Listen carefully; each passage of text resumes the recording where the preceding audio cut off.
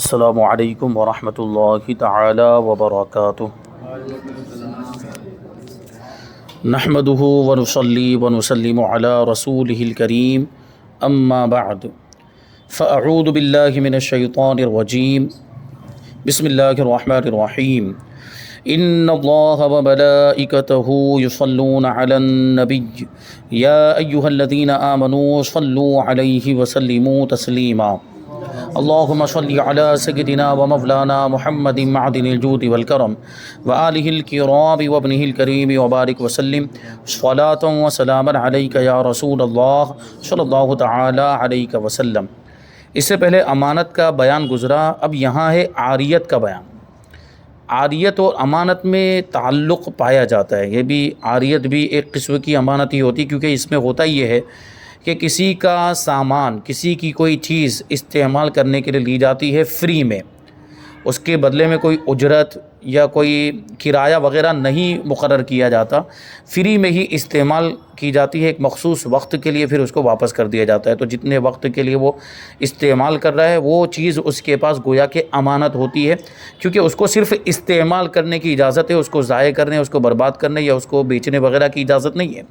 تو یہ ایک اعتبار سے اس کے پاس امانت ہوئی۔ ہاں، اس میں اور امانت میں فرق ہو جاتا ہے اس اعتبار سے کہ وہاں استعمال کرنے کی بھی اجازت نہیں۔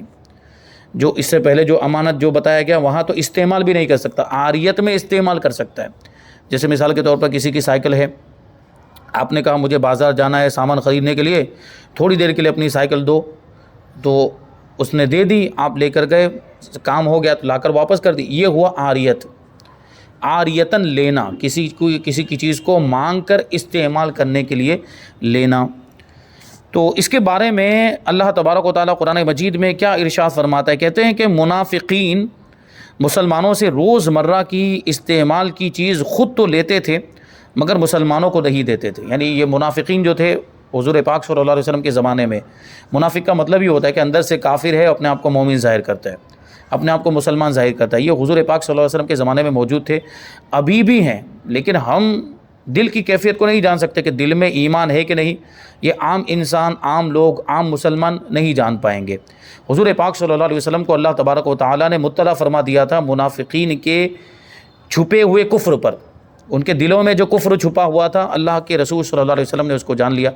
اسی وجہ سے تو وہ مسجد نبوی میں ایک مرتبہ اللہ کے رسول صلی اللہ علیہ وسلم نے ممبر شریف پر رونق افروز ہو کر ارشاد فرمایا تھا کہ اے فلاں ابن فلاں، نکل جا ہماری مسجد سے کہ تو منافق ہے۔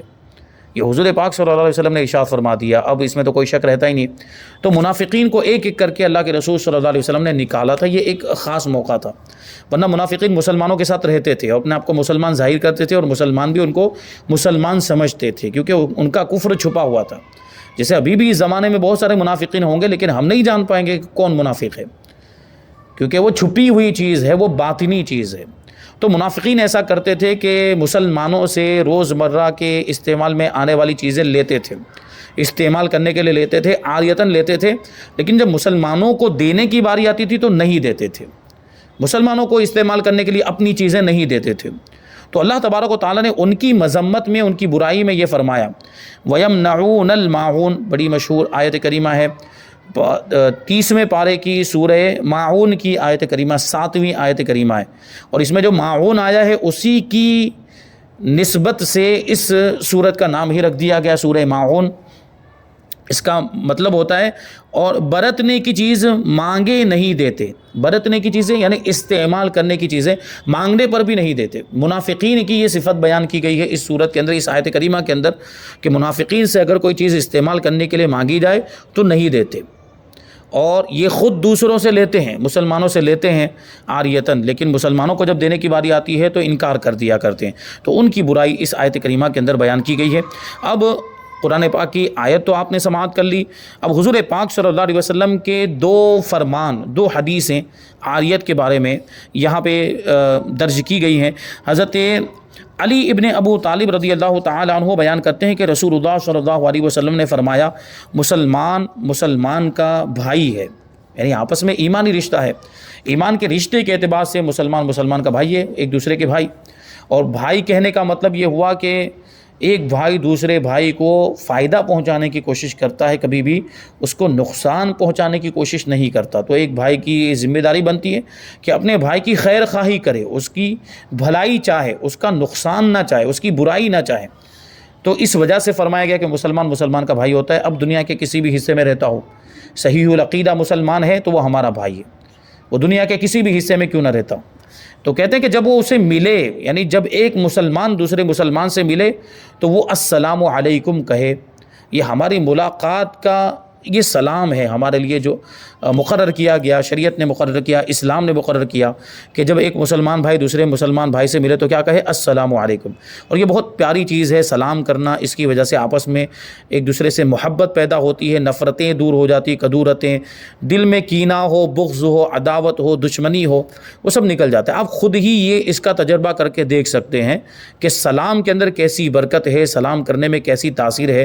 اگر آپ کا کوئی دشمن ہے، آپ سے نفرت کرتا ہے، آپ سے چڑھتا ہے، آپ سے بات بھی نہیں کرنا چاہتا ہے، آپ اس کو مسلسل کئی دن تک سلام کرتے رہیں، جب بھی ملاقات ہو آپ اس کو سلام کرتے رہیں، اگرچہ وہ جواب دے نہ دے، اس کے دل میں ایک وقت ایسا آئے گا کہ آپ کے لیے نرم گوشہ پیدا ہو جائے گا، سافٹ کارنر پیدا ہو جائے گا، اور اس کے دل سے نفرت دور ہو جائے گی۔ وہ یہ سوچے گا نا کہ مطلب میں اس سے اتنی نفرت کرتا ہوں، میں اس کو پسند نہیں کرتا ہوں، میں اس سے بات نہیں کرنا چاہتا ہوں، پھر بھی مجھے سلام کرتا ہے، تو کہیں نہ کہیں وہ محبت کا جذبہ پیدا ہوگا اور نفرت دور ہو جائے گی۔ تو یہ سلام جو ہے محبت بڑھانے کا ذریعہ اور ثواب کمانے کا بھی ذریعہ، اس میں بہت زیادہ ثواب ہے۔ سلام کرنے پر سلام کرنے والے کو زیادہ نیکیاں ملتی ہے، جواب دینے والے کو اتنی نیکیاں نہیں، لیکن جواب دینے میں بھی نیکیاں ہیں۔ یہ بیان کیا گیا ہے کہ سلام کرنے والے کو 90 نیکیاں ملتی ہے اور جواب دینے والے کو 10 نیکیاں ملتی ہیں، جبکہ سلام کرنا سنت ہے، جواب دینا واجب ہے۔ اب جو زیادہ ضروری چیز ہو اس میں زیادہ ثواب ہونا چاہیے، واجب سنت کے مقابلے میں زیادہ ضروری ہے، لیکن اس میں ثواب کم ہے، اور سنت میں زیادہ ثواب ہے کیونکہ اس کی اہمیت ہے، اس کی اہمیت کے پیش نظر، کیونکہ جواب دینے والے کو جواب پر ابھارا بھی کس نے؟ سلام کرنے والے نے۔ تو جواب دینے والے کو بھی جو ثواب مل رہا ہے وہ اس کی برکت سے مل رہا ہے، اس کی وجہ سے مل رہا ہے۔ یہ سلام نہ کرتا تو وہ جواب بھی نہ دیتا، تو وہ جواب کا ثواب بھی اس کو نہ ملتا، تو اس نے سلام کیا تو اس کو سلام کا تو ثواب مل گیا، سامنے والے کے جواب کا بھی ثواب مل رہا ہے اس کو۔ تو یہ بڑی پیاری چیزیں ہیں۔ صحابہ کرام رضوان اللہ تعالی علیہم اجمعین اسی نیت سے بازار جایا کرتے تھے کہ زیادہ سے زیادہ لوگ ملیں گے اور زیادہ سے زیادہ سلام کرنے کا موقع ملے گا، کیونکہ بازار میں لوگ زیادہ تعداد میں جمع ہوتے ہیں، سامان خریدنے کے لیے آتے ہیں تو بھیڑ ہوتی ہے وہاں پر۔ جبکہ حضور پاک صلی اللہ علیہ وسلم نے بازار کی برائی بیان فرمائی۔ حضور پاک صلی اللہ علیہ وسلم نے کیا ارشاد فرمایا کہ دنیا کے حصوں میں، زمین کے ٹکڑوں میں سب سے برا اگر کوئی ٹکڑا ہے، کوئی حصہ ہے تو وہ بازار ہے۔ کیوں؟ کیونکہ وہاں گناہوں کے کام ہوتے ہیں، وہاں بے حیائی ہوتی، بدنگاہی ہوتی ہے، وہاں سود کے معاملات ہوتے، بیاج کا لین دین ہوتا ہے، دھوکہ دیا جاتا ہے، فریب دیا جاتا ہے، جھوٹ بولا جاتا ہے، کیا کیا ہوتا ہے بازار میں۔ اس لیے منع فرمایا کہ بلا ضرورت بازار میں نہیں جانا چاہیے، لیکن پھر بھی صحابہ کرام جاتے تھے۔ کیسے؟ کیوں جاتے تھے؟ ثواب کمانے کی نیت سے جاتے تھے کہ زیادہ سے زیادہ مسلمان ملیں گے تو زیادہ سے زیادہ سلام کرنے کا موقع ملے گا۔ تو یہ سلام کی اہمیت ہے، سلام کو عام کرنا چاہیے، سلام کو رواج دینا چاہیے، اور سلام بہت ہی پیارا طریقہ اور پیارا رواج ہمیں عطا کیا گیا ہے، اس کو بہت ہی عام کرنے کی ضرورت ہے۔ اور یہ بھی دیکھیں آپ کہ سلام، یہ میں اس سے پہلے بھی کئی مرتبہ بیان وغیرہ میں اس کو ذکر کر چکا ہوں کہ ہمارا جو سلام ہے وہ کتنا جامع ہے۔ جامع مطلب کہ ہم اگر صبح کو ملاقات کرتے تب بھی السلام علیکم، دوپہر کو ملاقات کریں تب بھی السلام علیکم، شام کو ملے تب بھی السلام علیکم، رات کو ملے تب بھی السلام علیکم، ہمیں بدلنے کی ضرورت نہیں پڑتی۔ جبکہ انگریزوں کو بدلنا پڑتا ہے، انگریز صبح میں ملاقات کرے تو گڈ مارننگ بولتا ہے، دوپہر میں ملے تو گڈ آفٹر نون بولتا ہے، شام کو ملے تو گڈ ایوننگ بولتا ہے، رات کو ملے تب بھی گڈ ایوننگ ہی بولتا ہے، ملنے کے وقت جب جدا ہو کر جانے لگتے ہیں تو گڈ نائٹ بولتے ہیں۔ یہ بھی طریقہ استعمال ہے۔ تو ان کے اندر تکلف پایا جاتا ہے کہ ان کو بدلنا پڑ رہا ہے، یا تو گڈ نائٹ اور گڈ ڈے دو تو بولتے ہی ہیں وہ۔ اور ہمارے لیے اللہ تبارک و تعالیٰ نے ایسا سلام مقرر فرمایا، جنتیوں کا بھی یہ سلام ہوگا، جنتی آپس میں بھی یہی اسی طرح جو ہے کہ سلام کریں گے، اور فرشتے بھی جنتیوں کو اس انداز میں سلام کریں گے۔ اور قرآن پاک میں بھی آیا سلام قولا من رب رحیم، کہ سلام یہ ایسا قول ہے جو مہربان رب کی جانب سے ہے، رحیم رب کی جانب سے ہے۔ اور حضرت آدم علیہ السلام کو جب اللہ تبارک و تعالیٰ نے پیدا کیا تو فرشتوں کے پاس جا کر سلام کرنے کا حکم دیا تھا، تو حضرت آدم علیہ السلام نے فرشتوں کو جا کر سلام کیا اسی انداز میں، السلام علیکم۔ تو یہ وہیں سے شروعات ہوئی۔ تو سلام کرنا حضرت آدم علیہ السلام کی بھی سنت ہے، ہمارے آقا کی بھی سنت ہے، صحابہ کی بھی سنت ہے، بزرگان دین کی بھی سنت ہے۔ تو یہ بہت ہی پیارا طریقہ ہے اور اس میں بڑا ثواب بھی ہے۔ تو فرشتوں نے حضرت آدم علیہ السلام کو جواب دیا تھا وعلیک السلام ورحمۃ اللہ، یعنی حضرت آدم علیہ السلام نے صرف السلام علیکم کہا تھا، تو جواب میں فرشتوں نے ورحمۃ اللہ کا اضافہ کیا تھا، وعلیکم السلام ورحمۃ اللہ۔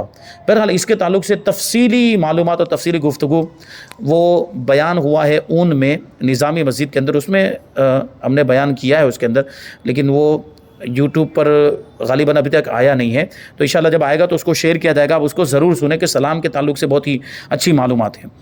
تو جب اس سے ملے یعنی مسلمان سے ملے تو السلام علیکم کہے، اور وہ اس سے بہتر الفاظ کے ساتھ جواب دے، جو میں نے ابھی کہا حضرت آدم علیہ السلام نے السلام علیکم کہا تھا، تو فرشتوں نے اس سے بہتر الفاظ میں جواب دیا، یعنی ورحمۃ اللہ کا اضافہ کر دیا، وعلیک السلام ورحمۃ اللہ کہا۔ اور اگر کوئی ہم کو سلام کرے اور کہے کہ السلام علیکم ورحمۃ اللہ، تو ہمیں اور زیادہ اس میں اضافہ کرنا چاہیے، اور کیا کہنا چاہیے؟ وعلیکم السلام ورحمۃ اللہ وبرکاتہ۔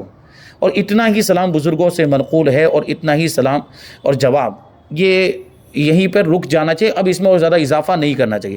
وہ مغفرت ہو کا اضافہ ایک روایت میں آیا، لیکن بہتر یہی بزرگوں کا یہی طریقہ، ہم یہی سنتے آئے ہیں، السلام علیکم ورحمۃ اللہ وبرکاتہ، بس یہیں تک، جواب میں بھی یہیں تک، وعلیکم السلام ورحمۃ اللہ وبرکاتہ۔ اس میں اب اور آگے اضافہ نہیں کرنا چاہیے، منع ہے، حدیثوں سے یہ ثابت ہے۔ اور وہ اس سے معون یعنی روزمرہ کے استعمال کی چیز نہ روکے، یعنی کیا ہوا کہ سلام کرے اور وہ جو جواب دے تو وہ جواب میں بہتر الفاظ کے ساتھ جواب دے، اور وہ اس سے یعنی اپنے مسلمان بھائی سے روزمرہ کے استعمال کی چیز نہ روکے۔ یعنی کیا مطلب ہوا کہ ایک مسلمان بھائی دوسرے مسلمان بھائی سے کوئی چیز استعمال کرنے کے لیے مانگے تو اسے نہ روکے، مطلب یہ کہ اس کو وہ استعمال کرنے کے لیے دے۔ تو راوی کہتے ہیں میں نے عرض کیا یا رسول اللہ صلی اللہ تعالیٰ علیہ وسلم یہ معاون کیا ہے؟ تو حضور پاک صلی اللہ علیہ وسلم نے ارشاد فرمایا کہ پتھر، لوہا، پانی اور ان کی طرح دوسری چیزیں۔ اب یہ دیکھیے اس زمانے کے اعتبار سے یہ چیزیں زیادہ استعمال میں آتی تھی، پتھر، لوہا، پانی۔ پتھر یہ اس کی ضرورت پڑتی تھی وہ مسالہ وغیرہ جو ہے کہ تیار کرنے کے لیے، اور لوہا کوئی چیز کاٹنے کے لیے، یا جو پانی ہے کھانا بنانے وغیرہ کے لیے، اور اس طرح کی دوسری چیزیں جو روزمرہ کے استعمال میں آتی ہیں۔ یعنی لوہا اور پتھر کا دوسرا استعمال بھی ہو سکتا ہے، تو یہ ضرورت کی چیزیں ہیں۔ حضرت ابو ہریرہ رضی اللہ تعالیٰ عنہ بیان کرتے ہیں کہ رسول اللہ صلی اللہ علیہ وسلم نے معاون کے بارے میں فرمایا، اس سے مراد وہ چیزیں ہیں جن کے ساتھ لوگ آپس میں ایک دوسرے کے ساتھ تعاون کرتے ہیں، یعنی ایک دوسرے کی مدد کرتے ہیں، مثلا کلہاڑی، ہنڈیا یعنی جس میں کھانا بنایا جاتا ہے وہ برتن، ہانڈی، ڈول اور ان کی طرح کی دوسری چیزیں اگر یہ مانگی جائے تو دینی چاہیے۔ جیسے ہمارے گھر میں برتن ہوتے ہیں، کبھی پڑوسی آ جاتے ہیں مانگنے کے لیے کہ وہ تپیلا دیا جائے کھانا بنانے کے لیے، ان کے یہاں مثال کے طور پر عام طور پر برتن تو سب کے یہاں ہوتے ہیں، لیکن ان کے یہاں مہمان آ گئے اور وہ بڑا تپیلا نہیں ہے، ہمارے پاس ہے، وہ لینے کے تو دینا چاہیے، مطلب یہ ہوا ان کو دینا چاہیے، منع نہیں کرنا چاہیے، ان کو ضرورت ہے، اس میں ثواب ہے۔ اب عاریت کی تعریف اور عاریت کا مطلب بیان کرتے ہیں، دوسرے شخص کو چیز کی منفعت، نفع کا بغیر عوض مالک کر دینا عاریت ہے۔ وہی تو میں نے بات کہی کہ کسی چیز سے نفع اٹھانے کا سامنے والے کو مالک بنا دینا بغیر کسی عوض کے، یعنی اس کے بدلے میں کچھ نہ لینا، بس تم نفع اٹھاؤ، ہم نے تم کو نفع اٹھانے کی اجازت دی اس چیز سے، وہ چیز ہماری تھی، ہم نے سامنے والے کو اس کو استعمال کرنے کے لیے دے دیا، نفع اٹھانے کے لیے دے دیا، اور اس کے بدلے میں کوئی اجرت مقرر نہیں ہوئی، کوئی کرایہ مقرر نہیں ہوا، تو یہ ہو گیا عاریت۔ جس کی چیز ہے اسے معیر یعنی عاریت دینے والا کہتے ہیں، اور جس کو دی گئی اس کو مستعیر یعنی عاریت لینے والا کہتے ہیں، اور جو چیز استعمال کے لیے دی گئی اس چیز کو مستعار کہتے ہیں۔ معیر، مستعیر، مستعار، تین چیزیں ہو گئی۔ اب عاریت کی دو شرطیں ہیں، پہلی شرط یہ ہے کہ شیء مستعار یعنی جو چیز استعمال کرنے کے لیے دی جا رہی ہے انتفاع کے قابل ہو، یعنی نفع اٹھانے کے قابل بھی ہونی چاہیے، اس سے نفع اٹھایا جا سکتا ہو۔ جیسے ابھی کوئی یہاں پہ کھڑے کھڑے کہے وہ آسمان میں جو پرندہ اڑ رہا ہے وہ تم کو دیا میں نے، بھائی تو وہ آسمان میں پرندہ تم جو بولنے والا اس کی ملکیت ہی میں نہیں ہے، تو اس کے دینے کا کیا مطلب ہوا؟ اب یہ تو وہ مالک بنانے والی بات ہو گئی۔ اب استعمال کرنے والی بھی کوئی چیز ایسی ہو جو قابل انتفاع ہونی چاہیے، اس سے نفع اٹھانا ممکن ہو، ایسی چیز ہو کہ اس سے نفع حاصل کرنا ممکن ہو اور اس سے نفع حاصل کیا جا سکتا ہو۔ اور دوسرے نمبر پر ہے کہ عوض لینے کی اس میں شرط نہ ہو، اس کا بدلہ لینے کی اس میں شرط نہ ہو، ورنہ وہ عاریت رہے گا نہیں، وہ اجارہ ہو جائے گا۔ یعنی کیا مطلب ہوا کہ اجرت لے کر، اس کا بدل لے کر کوئی چیز استعمال کرنے کے لیے دی جائے تو یہ بھی جائز ہے، جیسے وہی سائیکل والی مثال لے لیجئے کہ سائیکل استعمال کرنے کے لیے دی، لیکن کہا کہ 1 گھنٹے کے 50 روپے لوں گا، 1 گھنٹے کے 50 روپے، تو اب یہ عاریت نہیں رہا، یہ کیا ہو گیا؟ یہ اجارہ ہو گیا، یہ کرائے کا معاملہ ہو گیا کہ آپ نے اس کو کرائے کے طور پر دیا، یعنی وہ 50 روپے آپ اس کا کرایہ لے رہے ہیں، تو اب یہ اجارہ ہو جائے گا۔ تو اگر اس کو عاریت بنانا چاہتے ہیں تو اس میں عوض لینے کی شرط نہیں ہونی چاہیے۔ اگر معاوضہ شرط ہو، یعنی اس کے بدلے میں کچھ لینا شرط ہو، کوئی اجرت لینا شرط ہو، تو پھر وہ اجارہ ہو جائے گا، یعنی کرائے کا معاملہ ہو جائے گا، جو میں نے ابھی عرض کیا۔ اب عاریت کے لیے ایجاب و قبول، عاریت کے لیے ایجاب و قبول ہونا ضروری۔ ایجاب و قبول کا مطلب کیا ہوا کہ کہے میں نے دی، دوسرا کہے میں نے لی، یا لین دین ہاتھوں ہاتھ ہو جائے، ٹھیک ہے۔ ایک تو یہ کہ زبان سے بولے کہ میں نے تمہیں میری چیز استعمال، وہ چیز مثال کے طور پر سامنے موجود نہیں ہے، وہاں کہیں گوڈاؤن میں رکھی ہوئی ہے یا کہیں پہ پارک کی ہوئی گاڑی وغیرہ جو ہے، تو کہا کہ میں نے تمہیں استعمال کرنے کے لیے دی، وہاں جا کر لے لو۔ اس نے کہا ٹھیک ہے، تو یہ ہو گیا ایجاب و قبول خود ہی، یہ بولنے کے ذریعے ہوا۔ کبھی ایسا ہو سکتا ہے کہ وہ چیز سامنے موجود ہے، جیسے بائک یہاں پر موجود ہے، اس نے بائک کی چابی دے دی، لو لے کر جاؤ، اس نے لے لی، سامنے والے نے کچھ نہیں بولا، بس اس نے لے لی، تو یہ لینا ہی اس کے قبول کے قائم مقام ہو جائے گا، اس نے قبول کر لیا گویا کہ۔ اگر کوئی ایسا فعل کیا، وہی بات آ رہی، اگر کوئی ایسا فعل کیا جس سے قبول معلوم ہوتا ہو تو یہ فعل ہی قبول ہے۔ جیسے چابی دے دینا، چابی لے لینا گاڑی کی، یہ دینا اور لینا، یہ دونوں چیزیں ایجاب و قبول کے قائم مقام ہو جائیں گے۔ اب اگرچہ کچھ بولا نہ ہو، کوئی بھی الفاظ نہیں بولے، پھر بھی ایجاب و قبول ہو جائے گا۔ مثلا کسی سے کوئی چیز مانگی، اس نے لا کر دے دی وہ چیز، اور کچھ بھی نہ کہا، تو یہ عاریت ہو گئی۔ اور اگر وہ شخص خاموش رہا، کچھ نہیں بولا، تو عاریت نہیں ہے۔ یعنی کسی نے مانگی استعمال کرنے کے لیے چیز، بھئی یہ استعمال کرنے کے لیے دو، وہ کچھ جواب نہیں دے رہا ہے، تو یہ عاریت نہیں ہوگی ایسی صورت میں۔ پھر ایسے تو کوئی بھی کچھ بھی اٹھا کر لے جائے گا۔ خاموشی یہاں پر رضامندی پر دلالت نہیں کرتی ہے، تو جب تک وہ کچھ بولے نہ، یا وہ چیز لا کر نہ دے دے، وہاں تک اس کی طرف سے وہ دینا اور عاریت نہیں مانا جائے گا۔